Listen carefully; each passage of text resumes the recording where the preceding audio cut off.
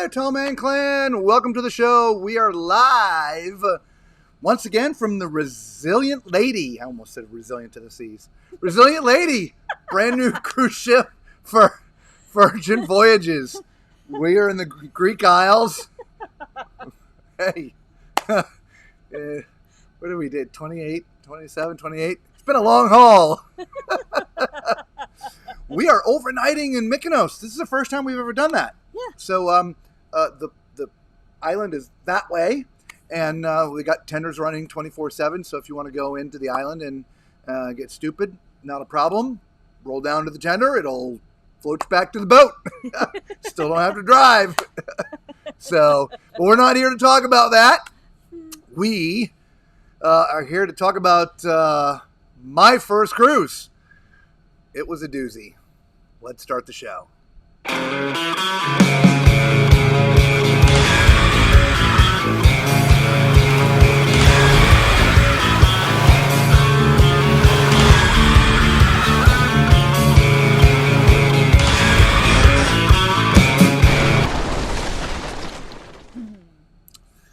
So, my first cruise was back in the very early 90s. It was a honeymoon cruise. This was before I met the lovely Lisa, who I've been with for over 25 years now. So this was like, I swear to God. Before I knew him. It was long before I knew him. Gosh, in another life. I barely remember. Anyway, so this was a honeymoon cruise. It was on an NCL ship. Back then they weren't calling themselves NCL. They were calling themselves Norwegian. And it was on the MS Seaward. It was a 7-day Caribbean cruise out of Florida.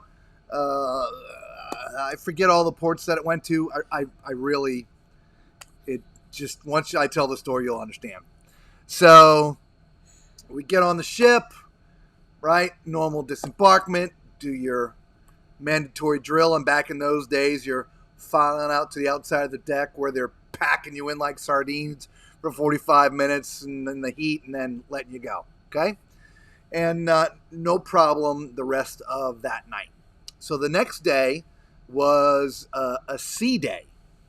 And so, you know, we're on the ship doing sea day things, right? And the bingo and the trivia and the at the pool getting sun and having cocktails and just having a good old time.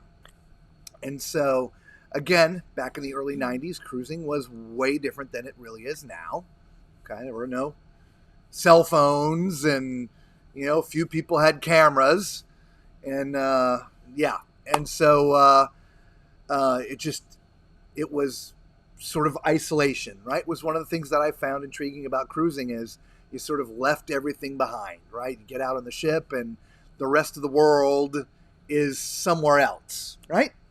And, you know, even until recent, honestly, up until the pandemic, right? The apps for the cruise lines didn't really take on their own life until, you know, when the cruising started again, really. Yeah, no Wi-Fi, cell phones in the safe. So I used to get to the ship, throw my phone in the safe, lock it up, turn, you know, and I didn't want to see that thing for 7 days. Anyway, back to the first cruise. Sorry. Squirrel! I promise I'm going to try to stay on point here, okay? It was a story to tell. So we are at dinner. Myself, the ex. I have 4-letter words for that girl. That's another story for another cruise. Keeping this G. Yeah, we're gonna keep this one G. That's a different type of stream. So it's me and the ex, another married couple from Canada, and 2 girlfriends from Canada, and so we're all at dinner eating. Of course, we met the first night. We're back at the second night again, which was the first full day at sea. We are having a great time. We're all getting along. And they're like, let's all go to the show together. Again, we're having cocktails and stuff. I used to drink back then. So we're like, yeah, let's go. So we go down to the show. And back then, the theaters used to look a lot different. For those who used to cruise back in the early 90s on the ships, you know what I'm talking about. It wasn't stadium seating and all this stuff. It was more like old school Vegas with like little banquettes with tables, and it looked more like a showroom as opposed to a theater, right? I'm sure some of you understand that. So we're sitting in our little banquette, the 6 of us, in our little round table. And again, back then, you could smoke inside the ship. You weren't relegated to two little spots on a ship. Okay? And so, again, all six of us smoking and having a good time, and a little ashtray up on top of this light that we had in the little center of our table. And, of course, we're drinking and having a good time. And so, as we're waiting for the show to start, all of a sudden the intercom in the ship starts going off with a lot of random code. Just, you didn't understand it. First of all, the captain was... Actually, I don't remember if he was Italian or Greek or what he was, but oh my gosh, you couldn't understand him. Even with the regular announcements, I mean, you just couldn't understand them.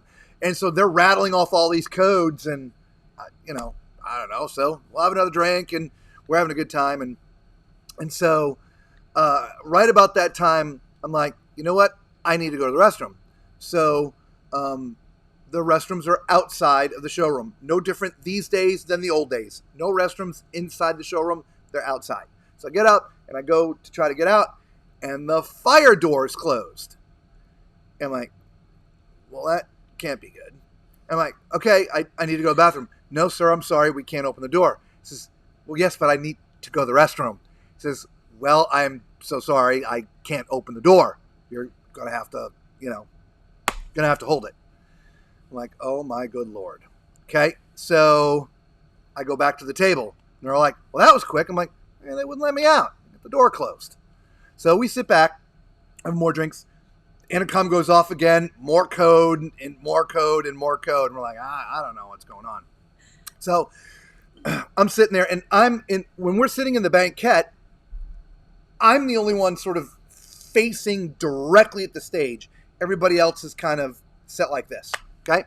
And so I'm sitting there, and as we're sitting there doing a thing, I start smelling it. To me, it smelled like plastic burning. Okay. And my first thought was, because they'd had some candies and different things, and they were putting the plastic in the ashtray, was that we were burning it with the cigarette ashes we were putting in the ashtray. And so I'm rooting around, and I'm trying to put it all out, because again, it was a pretty strong smell. And as I sit back and I take a gander, the curtain peeks open just a little bit, and smoke comes billowing out from behind the curtain. Now, I promise you, no one else saw that. Because if they saw it, what I'm about to say here in a couple minutes would have already happened. Okay? So I promise you no one saw that. But it billowing smoke. And I'm not talking like smoke from a fogger. This was like, uh-oh, Houston, we have a problem. So not 30 seconds after that moment, I think it was the cruise director who spoke English, comes back on and said, everybody do the 7 short blasts and the horn, this is not a drill. This is not a drill. Go to your muster station. Okay? Now, pause right there for a second. In between seeing the smoke coming out and the announcement that came on, the people at my table are like, let's leave and go to the casino. I said, the door's closed. They're not going to let us out. They said, well, let us out to take our money. I'm like, okay, fine, whatever. So we got out of our seat. We went to the door. So we're standing at the door arguing with the crew guy, trying to get the door open when the alarms start going off. The horns going off. They're on the intercom. Go to your muster stations now. Abandon ship. This is not a drill. I turn around, and you would have thought I was on the set of the Titanic. Absolute mass panic. They're jumping over tables. They're knocking one himself over. They're yelling, they're screaming, they're crying. I mean, pandemonium, right? Because here's the thing. When it's time for muster drill, I promise, and I'm not trying to insult anyone watching, you ignore it. You just do, right? This is why crews train all the time. Firefighters, policemen,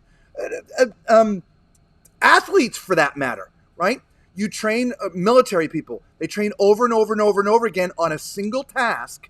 So when that task is needed, it's just second nature. The muscle memory kicks in. There's no panic. You're just going to do your thing, right? So when they're trying to teach us the muster drill, where is your station? Where are you supposed to go, right? I promise you, everyone forgot. I was there. I can tell you, everyone forgot, okay? Just screaming.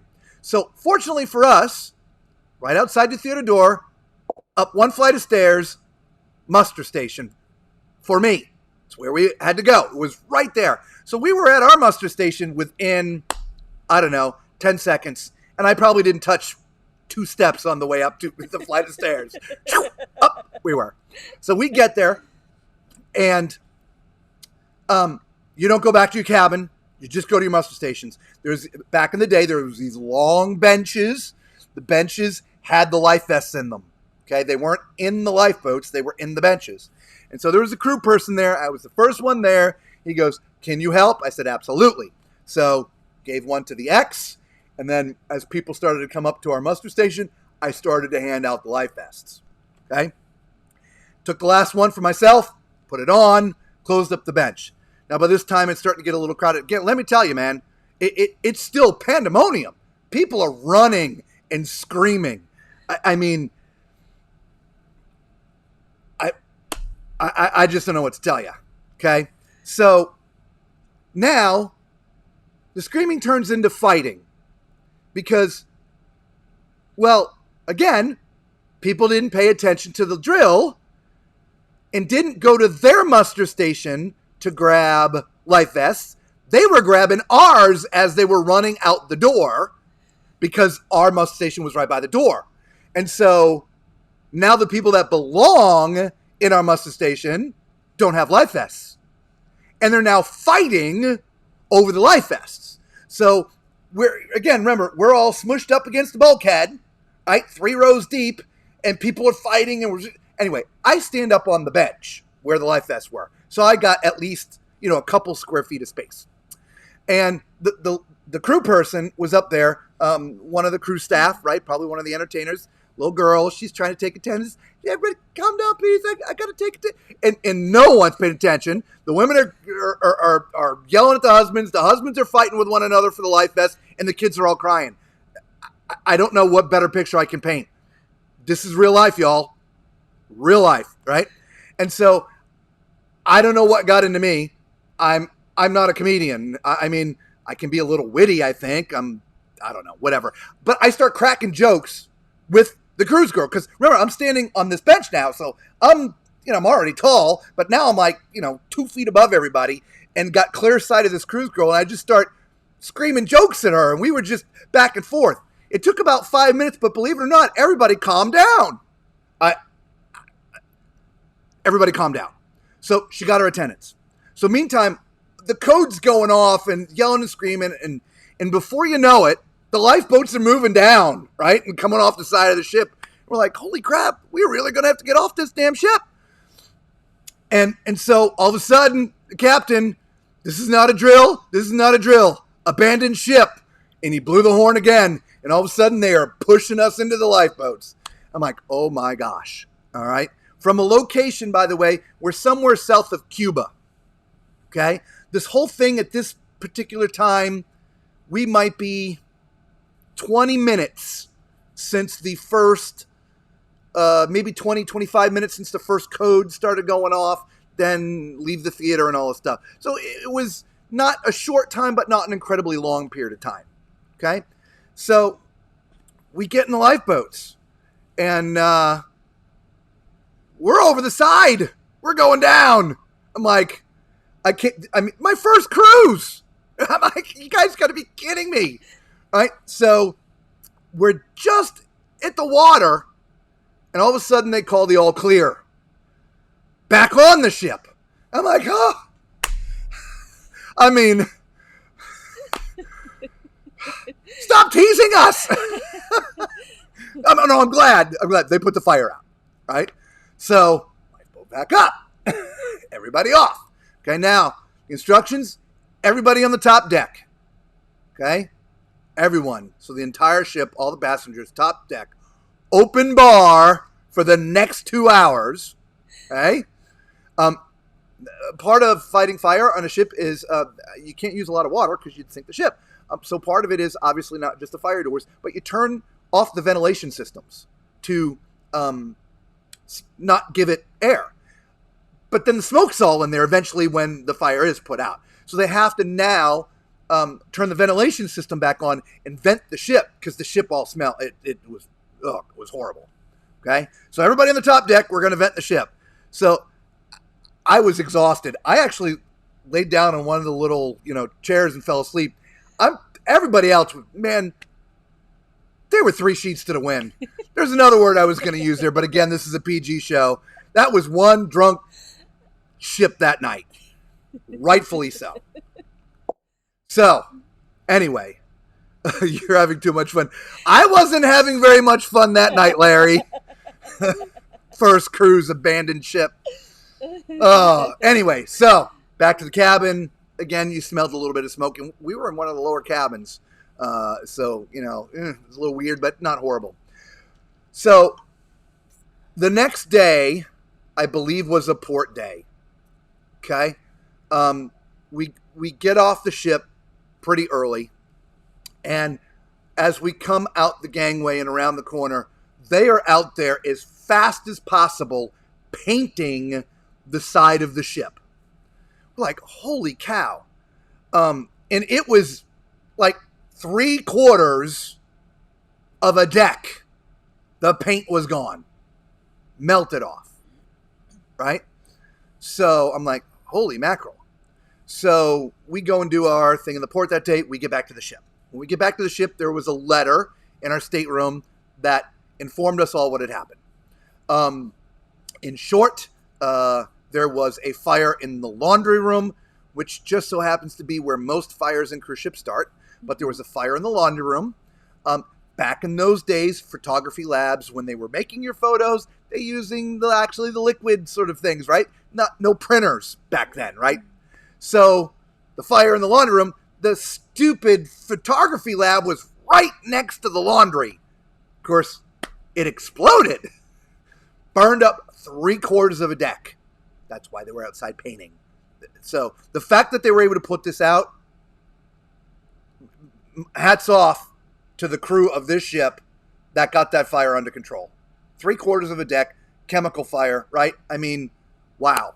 Okay, I think it turned out there was 21 of the crew down there fighting the fire.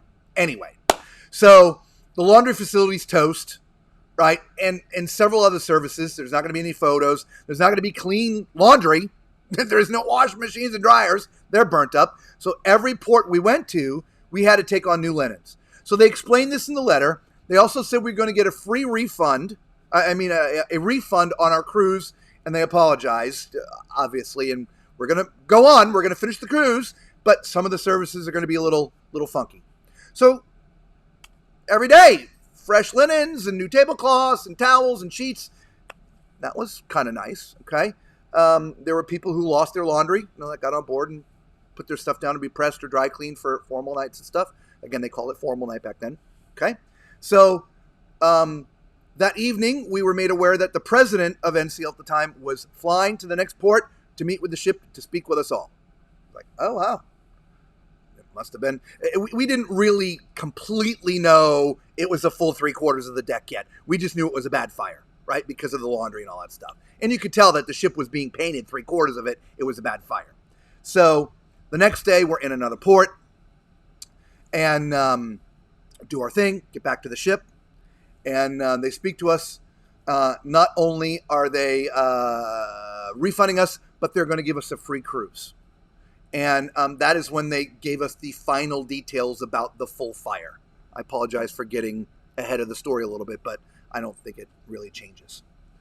So once the president was done speaking, I don't know, a few minutes later, the captain comes on, right? So everything's okay. Everything's, we're going to, oh, by the way, there's a tropical disturbance out there in the Caribbean. We're monitoring it, but it may impact us. We'll keep you informed. Have a great night. of course, I'm from Florida. I know what these storms do. I'm like, okay, well, let's see what happens tomorrow. So again, the next day, okay, well, it's no longer a tropical disturbance. It's now, tropical storm. It's going to be a hurricane. It looks like it's going to be bad. Oh, it's Hurricane Andrew. Are you effing kidding me? Now, of course, we know the punchline to the Hurricane Andrew story. Not that it's a punchline, but it hasn't happened yet. We're on the ship, and of course, you see the course. And again, remember, there's no cell phones. You're not connected to the world like we are now. The real, very information you get is what they give you. So you really don't know a lot. Yeah, I can't believe I haven't told you this story either, Larry, as long as we've known you.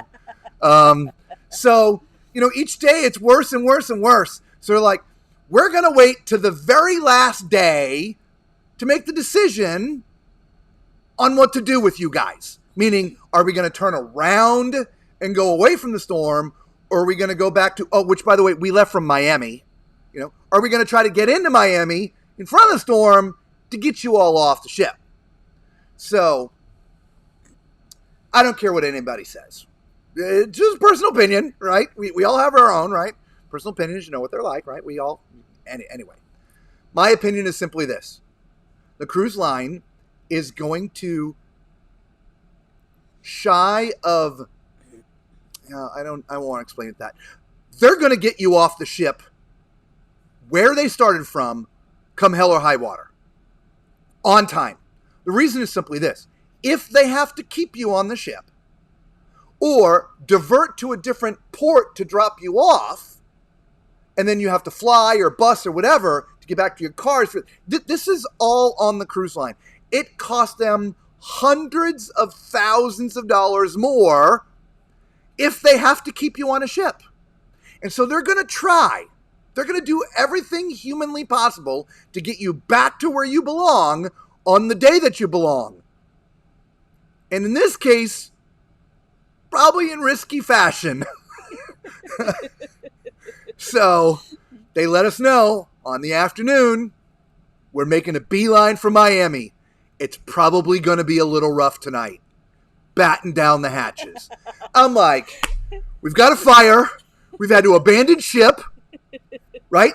Now there's a hurricane. It's Hurricane Andrew. Now, mind you, we still don't know what Andrew was going to do to Florida. So hindsight is an interesting factor of this story, right?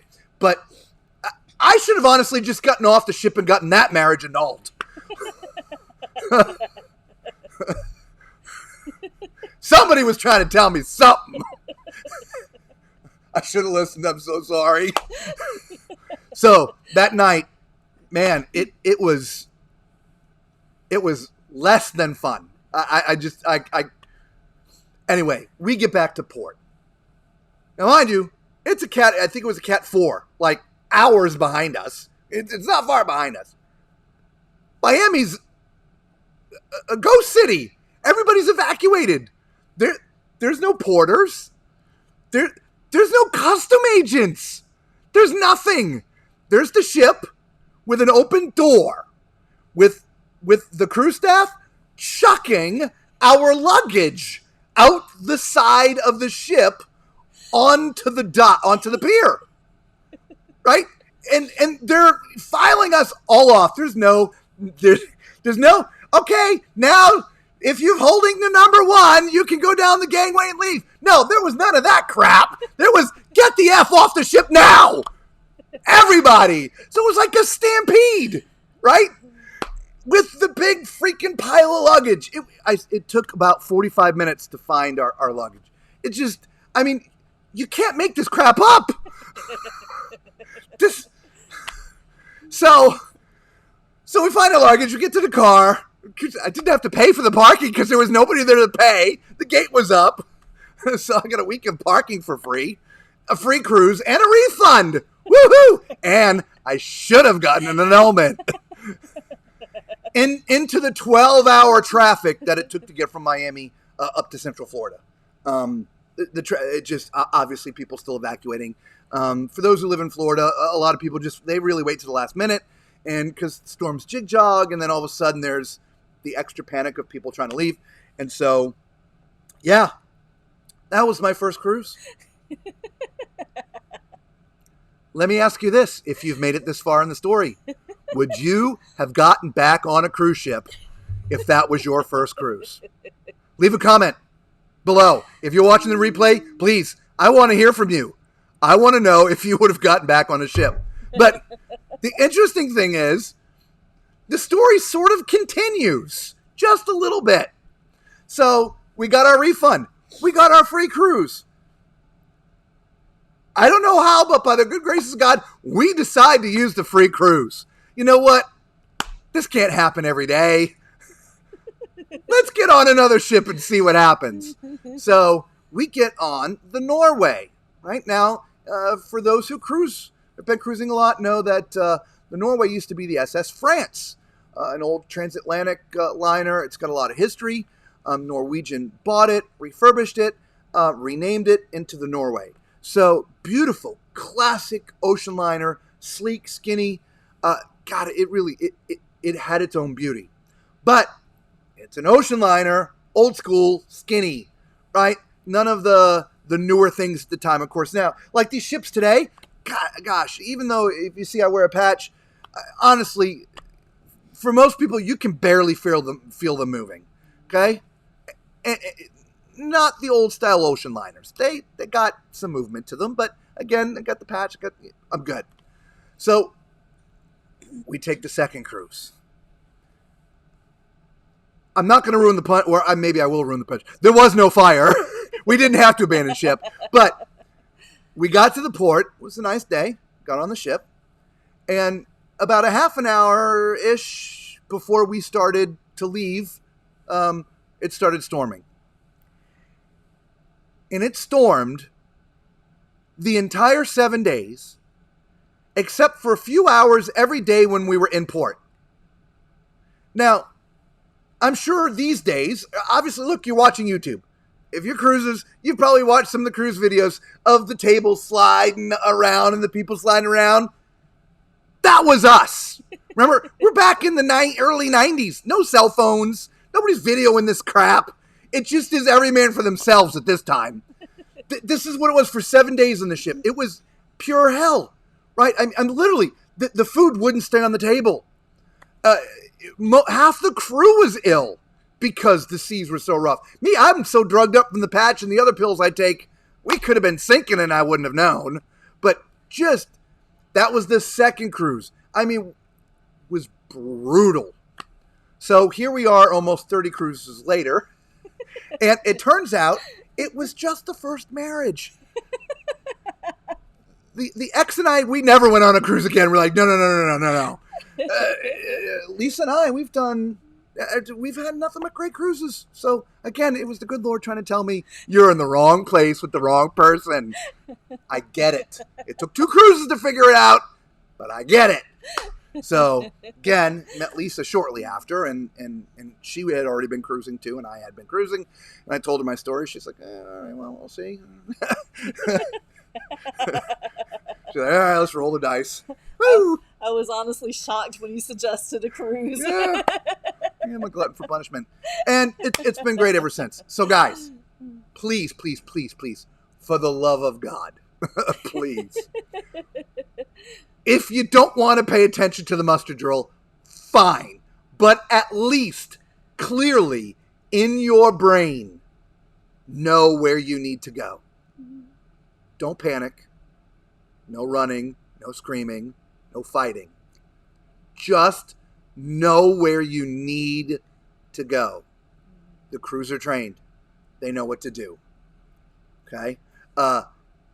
If you don't pay attention, you're going to have a story like my story if something like that happens again.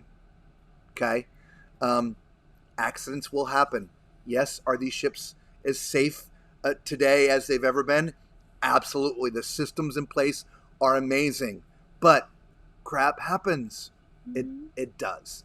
I can't remember when the last, cruise ship fire was, but I mean, they do happen.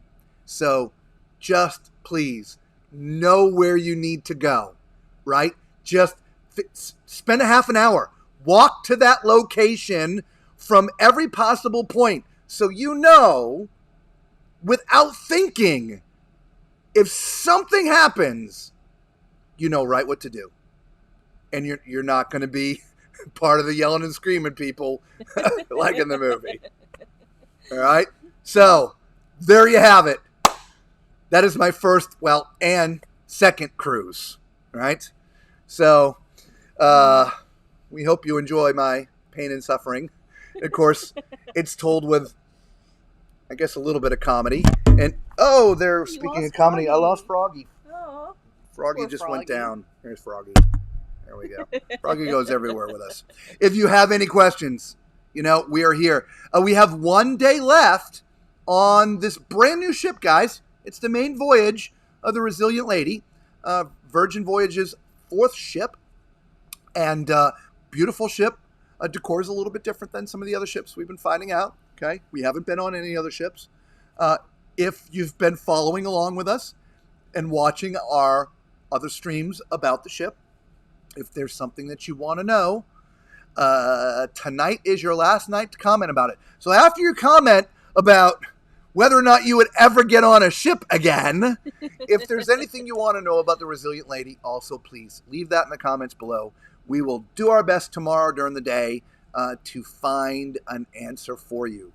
We are, as I said, overnighting in Mykonos. We are here through 2 o'clock tomorrow, and then it is steaming back to Athens, and then part 3 of our 50-day, 5-part journey is over. Okay?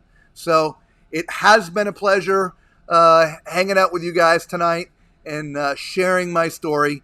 I have not necessarily told this publicly before in a forum like this. I've told a few individuals. This gentleman here who commented, Larry, I've known Larry for 10, 12 years. He's an avid cruiser. I hadn't even told him. So, please, I hope you enjoy. All right? Until we see you all again, learn where your muster station is. Be safe.